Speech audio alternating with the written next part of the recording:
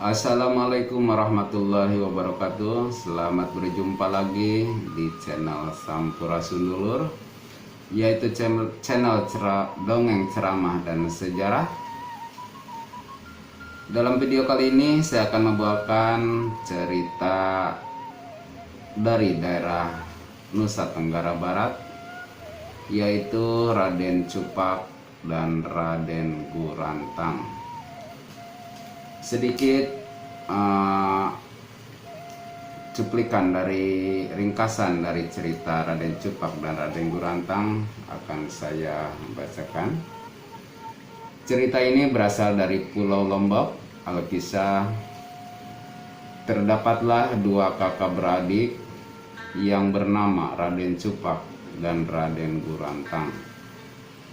Meskipun keduanya adalah kakak beradik, tetapi mereka memiliki watak yang sangat berbeda.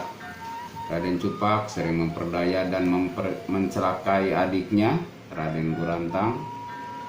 Atas tipu daya Raden Cupak, Raden Gurantang terpaksa hidup merana di gua, serta dituduh sebagai makhluk gentayangan yang jahat. Untunglah akhirnya Putri Sri Ayu Bulan menemukan cara untuk menyelamatkan Raden Gurantang, sekaligus menghukum Raden Cupak yang licik. Nah, itulah ringkasan dari cerita Raden Cupak dan Raden Gurantang. Mari kita saksikan episode-episodenya.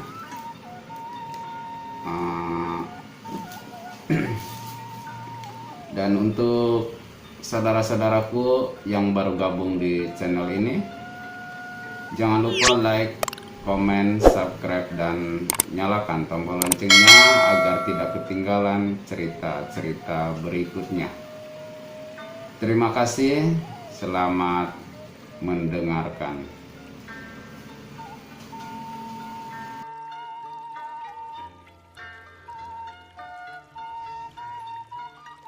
Saudara-saudaraku, para pendengar yang saya cintai di mana saja berada, mari kita lanjutkan lagi di bagian yang keempat. Masih Raden Cupak dan Raden Gurantang. Di bagian yang keempat ini, ikut sayembara.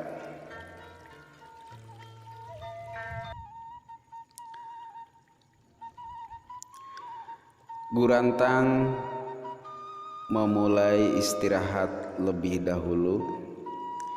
Ia menyandarkan badannya di batang pohon itu. Pandangannya merayap ke daun-daun yang memayunginya. Angin bertiup perlahan. Silirnya angin dapat mengurangi rasa haus. Burung-burung kecil berloncatan dari dahan satu ke dahan yang lain. Ada yang mencari rumput-rumput kering untuk membuat sarang. Ada pula yang bercumbu rayu. Lucu tampaknya Raden Gurantang tersenyum kecil. Raden Cupak duduk di sebelahnya.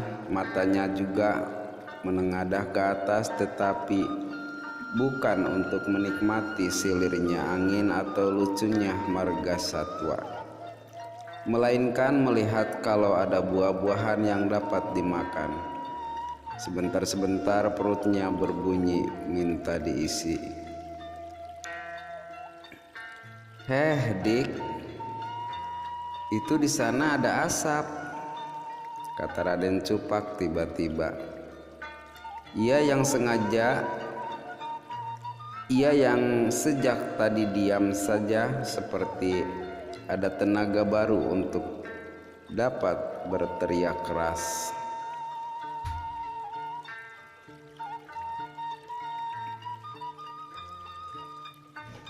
Kau tahu, Dik, ada asap mengepul, berarti di sana ada kampung. Ada kampung, tentunya banyak makanan.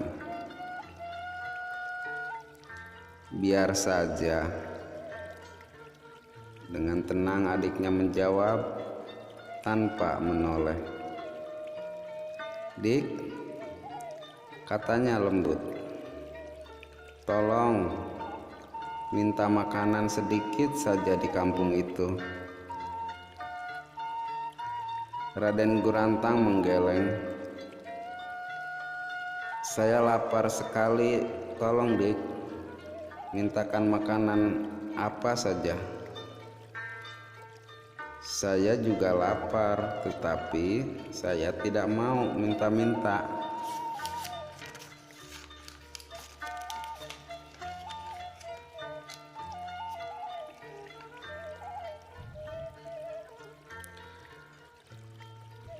"Kalau kau tidak mau, saya akan minta sendiri." Ia berdiri dengan pandangan tertuju ke arah asap yang mengepul. "Terserah kau saja." Raden Cupa melangkah tegap, berhenti sebentar, menoleh kepada adiknya.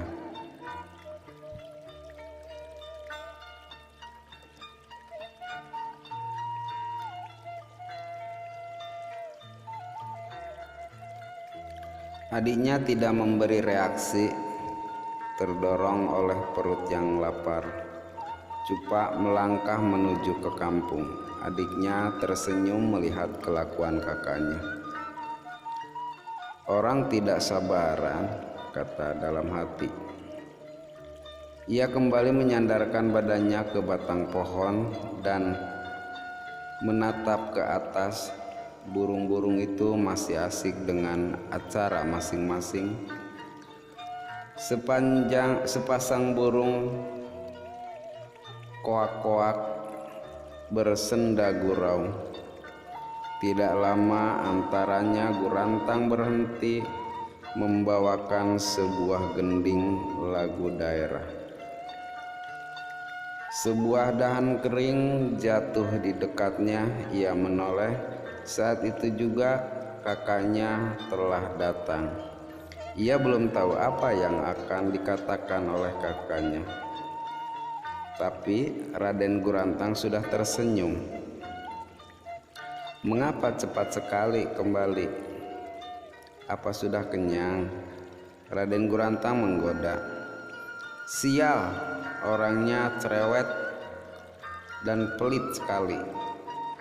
Karena jengkel, saya tempeleng dia." "Apa?" Raden Gurantang bangun dari tempat duduknya. "Mengapa kau lakukan lagi hal seperti itu? Kau telah berjanji tidak akan berbuat yang tidak baik. Mengapa masih kau lakukan ini juga?" "Saya lupa, Dik. Saya hilap, soalnya saya lapar sekali. Kalau begini, saya bisa mati kelaparan." "Keterlaluan sekali kau, Kak. Tidak kuat menahan lapar, tetapi suka menyakiti orang lain. Bagaimana orang akan menaruh kasihan kepadamu? Celaka kalau kau teruskan kelakuan yang tidak baik itu." "Dik, saya bisa mati kelaparan. Sungguh, saya minta tolong, mintakan makanan apa saja, asal perutku ini berisi." Terdorong oleh rasa kasihan, meskipun sebenarnya berat rasanya, akhirnya Raden Gurantang melangkah juga.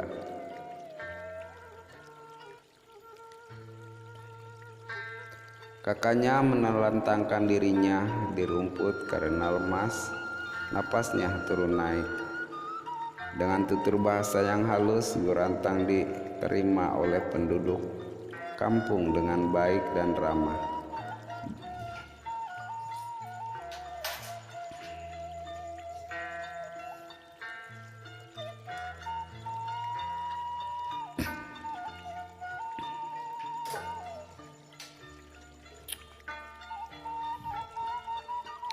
Dalam waktu singkat, ia kembali membawa bungkusan berisi nasi.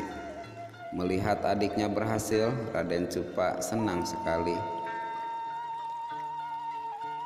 "Memang kau hebat, Dik. Kau selalu berhasil bila melaksanakan tugas macam ini." Raden Cupak memuji adiknya. "Makanya jadi orang jangan galak. Oho, nasinya masih panas. Baunya sedap sekali, tetapi apalagi belum ada airnya," jawab Cupak singkat. "Keterlaluan sekali kau, Kak. Tinggal makan saja, masih minta air lagi. Haus sekali."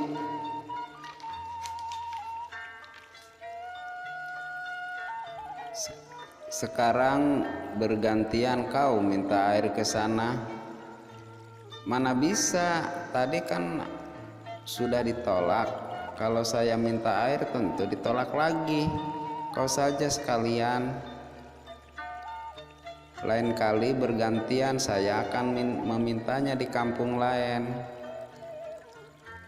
Dengan perasaan kesal, Gurantang pergi juga. Tanpa banyak bicara, kiranya Raden Cupak manusia tidak mengenal kasihan.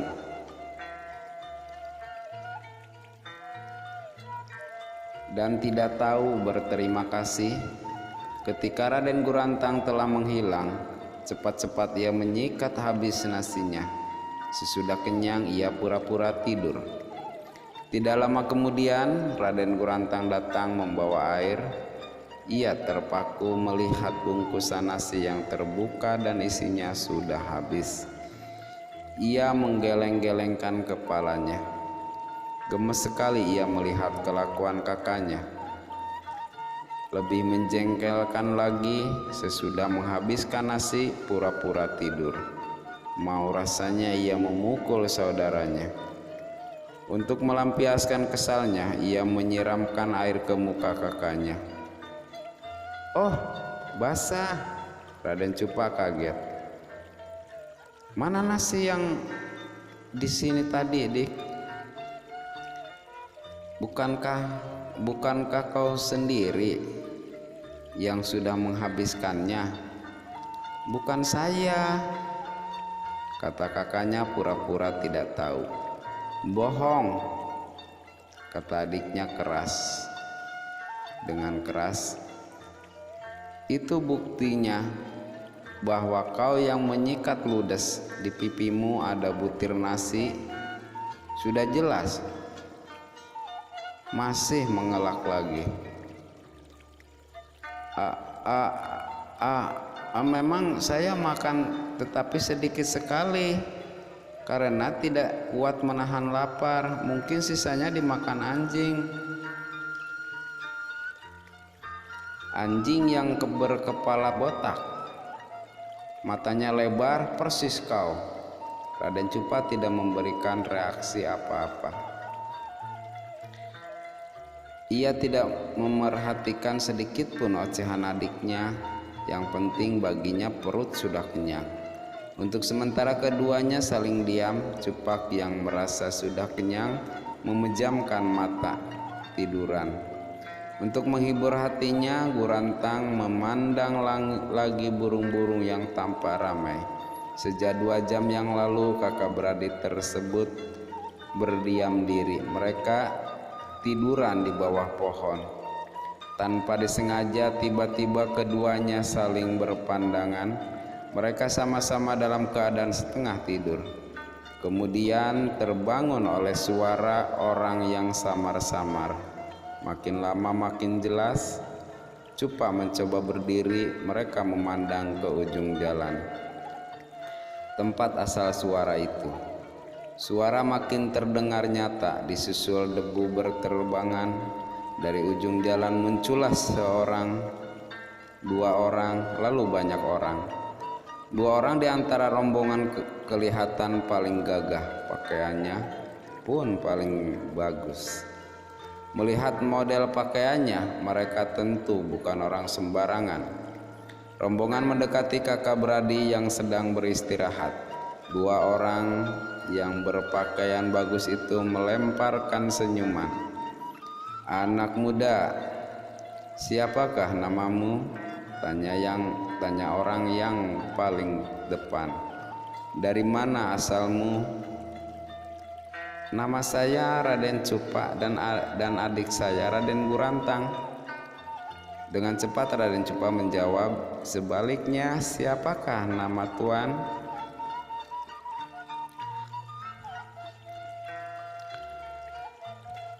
"Saya adalah patih kerajaan Daha. Nama saya Mangkubumi. Ini Dinda Mangkunegara, juga patih kerajaan Daha." Raden Cupak dan adiknya terbelalak, tidak mengira yang berdiri di depannya pejabat penting negara. Lalu Raden Gurantang membungkuk memberi penghormatan. Maafkanlah hamba Tuan atas penerimaan hamba berdua yang mungkin tidak berkenan di hati Tuan Patih sekalian." Raden Gurantang memohon maaf. "Oh, tidak apa-apa. Tak usah takut-takut. Saya memang sengaja ke pelosok-pelosok kerajaan Daha, ingin tahu keadaan semua rakyat. Selain itu, saya memberi kabar kepadamu, anak muda. Sekarang di istana sedang diselenggarakan sayembara. Barang siapa sanggup membunuh raksasa Limandaru akan diberi hadiah yang setimpal, hadiah yang sangat memuaskan. Raksasa Limandaru adalah raksasa yang melarikan putri kerajaan Daha, Sri Ayu Bulan." Kedua pemuda kakak beradik terperanjat. Mereka sangat tertarik mendengar berita tentang hilangnya putri kerajaan Daha. Sayembara tersebut untuk seluruh rakyat kerajaan Daha. Siapapun boleh mengikuti, termasuk Raden berdua. "Benar, Raden sekalian boleh ikut. Justru pemuda semacam Raden yang diharapkan mengikuti. Bila bersedia, sekarang juga saya antarkan ke istana." "Hamba bersedia mengikuti Tuan." Lantang sekali suara Cupak memotong kalimat Patih Mangkubumi.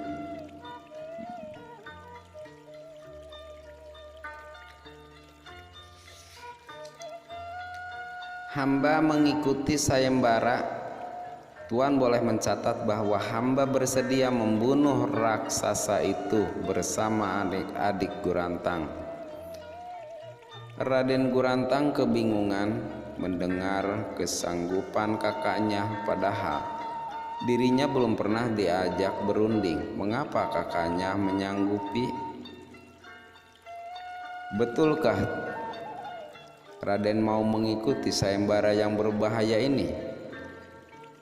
Mangkubumi sangat tertarik atas spontanitas anak muda di hadapannya. "Betul, hamba bersedia membunuh raksasa Limandaru," Cupak menegaskan.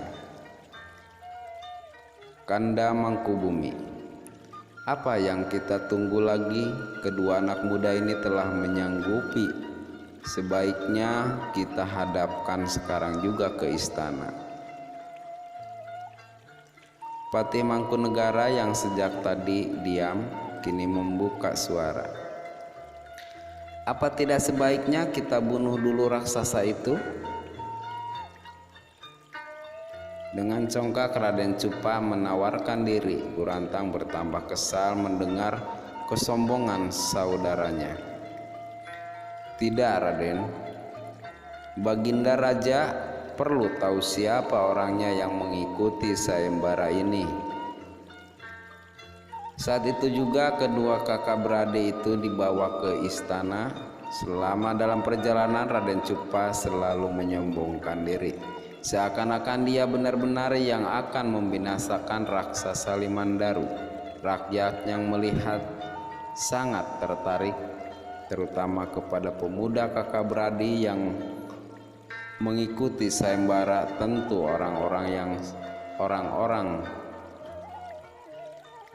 orang yang sakti dan dikjaya.